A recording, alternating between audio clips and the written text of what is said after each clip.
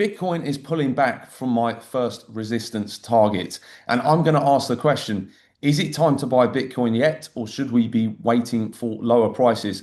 I'll reveal my full outlook for the Bitcoin price over the next few days. You might be wondering, who am I? My name's Simon. I've been trading for 20 years now, mostly stocks and commodities. But over the last 7 years, I've been trading crypto. I bring you these daily updates so that you can make better decisions when it comes to your trading and investing. So let's jump into it. So here we have Bitcoin on the daily, and we have come up to my first level of resistance at 98,000, which I spoke about was the 618 golden pocket, 618 to 65 fib retracement from swing high to swing low. Now I'm expecting some pullback, and this pullback likely comes down to at least 94,000. I think if we throw on a Fibonacci retracement from the last swing low to current swing high, you can see we've got the zero point 0.5 there coming in at 93,500. So I think that will be the minimum target for this pullback. And then, of course, if we can close candles back above 94, we should see acceleration again to the upside. If that level fails, we'll likely be coming a little bit lower and potentially as low as 90,000 on the downside. But I'd like to think we probably find support before then. So it remains to be seen how low this deep pullback goes. But certainly I am favoring one more push to the upside for Bitcoin before we actually roll over and then explore much lower prices, probably coming below 80,000 and potentially down towards 70K and back towards sort of more major weekly support at those levels. So yes, this is still my outlook, still pretty unchanged. Not really too much more to say about Bitcoin than I've already explained. Obviously, if we just go back to our daily, the eventual target I'm looking at on the daily chart is going to be coming up here around about 102 to 104,000, I've said. So I still stand by this path. So far, things seem to be playing out as expected. If we take a quick look at Ethereum, then really the same game plan for Ethereum. We should see some pullback going as low as 3,100, maybe a little bit lower, but I'd like to think that this red 50-day moving average will actually support price. And then I think we will see a final push higher towards 3,800 before rejection.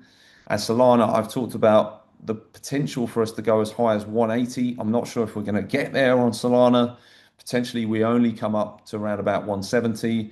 But let's see how strong this is. Let's see how strong we can get going. Obviously, if we do make a deep pullback here down to say the 130 mark on Solana, it would be hard for me to see a push all the way from 130 up to 180. That would be a 40% move. But maybe there's a catalyst that comes out, and that's around Solana ETF staking or new big buyers or new adoption. There's always something in the news that seems to go along with and accompany a lot of these big pumps. I mean, just looking at XRP, which is one I've spoken quite a bit about. Obviously, I covered this in a bit more detail on my last video. You can see here when this move was taking off, I was starting to hear rumors about XRP, that there was an XRP treasury. Apparently, Ripple are looking to float, that they're looking to float on the stock market this year. So apparently Ripple was going to be doing buybacks to pump the XRP price up to new all-time highs in anticipation of Ripple being floated on the stock exchange and IPOing. And of course, this was just the perfect narrative for the big players to dump into coming into this trend line. This is when I took a short myself. I posted that on my X. I was going short on this trend line, and so far so good on that short trade. I've actually started to take a bit off here because I'm expecting the rest of the market to have one more leg higher.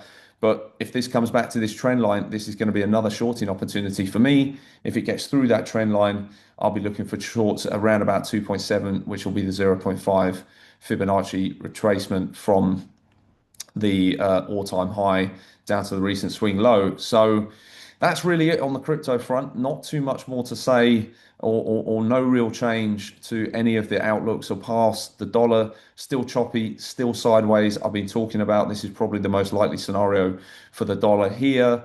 No, massive sort of directional moves right now. Commodities and gold looking a little bit toppy, if I must say so myself, printing a Tom DeMark 9 candle yesterday. Let's just look at the weekly for gold. That is on a Tom DeMark 8. So there's a weekly 9 coming on the next candle. It's on a 5-day 9 as well. So, like I say, a few signs that were making me a little bit nervous if I was long on gold here. And I think it's probably not a bad place to take profits, even if you're long on gold. I think the most likely path is probably some move back down to this 50-day moving average before potentially exploring down to the 100-day, but it's probably going to consolidate before making another push higher. I think the bull market for metals probably goes on into the middle of this year, if I had to guess. And silver as well. I mean, silver, there has been no stopping it over the last few trading days, but you can see here, just looking at the Tom DeMark candle counts, we've got a daily 9 and we've got a 5-day 9 that's just printed. We've also got a weekly Tom DeMark 9. So silver for me, if it's ever going to pull back, we've also come up and tagged this 1.618 Fibonacci extension from the most recent pullback. So if it's ever going to pull back, this is probably the time for it to pull back.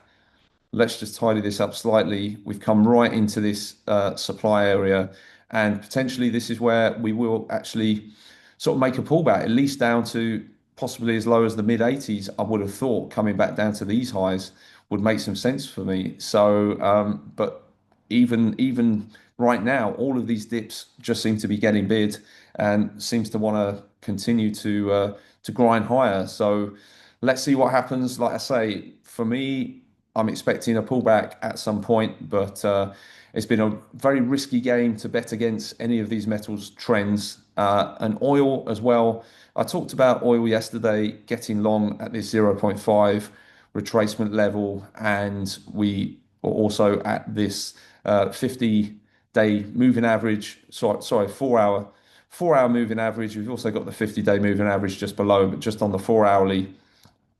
I think for me, oil is looking like it probably wants to test highs again. I am fairly bullish on oil. I've been through my reasons, but obviously the geopolitical tension, I think there's still a risk that the US does strike Iran. Obviously, this sell-off was really caused by Trump's comments, sort of saying Iran have stopped killing people, but I think many of us know deep down that they likely are. I'm obviously not trying to get into politics here, but I just think that if the US are ever going to sort of strike, this is probably going to be the time that they're going to do it. And I think oil, not just that, but I think also with the economy looking like it's in a position of strength, we've seen what the other commodities have done. We're looking at where sort of metals, precious metals are at. I think it's probably energy's time, and it's probably oil's time this year for it to take part in what seems to be the mother of all bubbles. So yes, I do think oil does get going. And also I talked about the fact that we're breaking out from this trend and we're seeing a green 2 above a green 1. For that really to be confirmed, I'd want to see this candle close above the top of the 1 candle. The high of the 1 candle is 59.77. So if this really trades above $60 into the end of today, I expect oil to continue its momentum higher and possibly run into the 70s, maybe even 80s over the next couple of months. Stock market as well.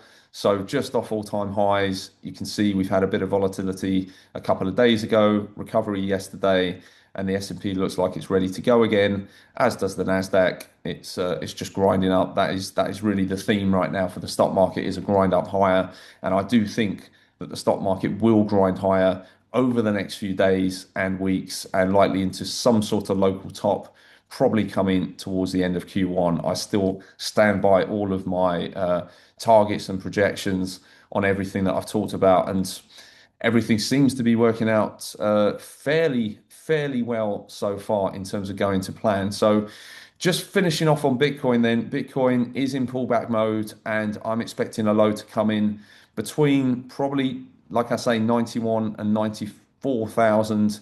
I know that's a fairly wide range, but I'll just be looking for levels on probably this short-term Fibonacci that get respected. So do we bounce around about sort of 93 and a half? If not, do we come for the golden pocket at around about 92 and a half?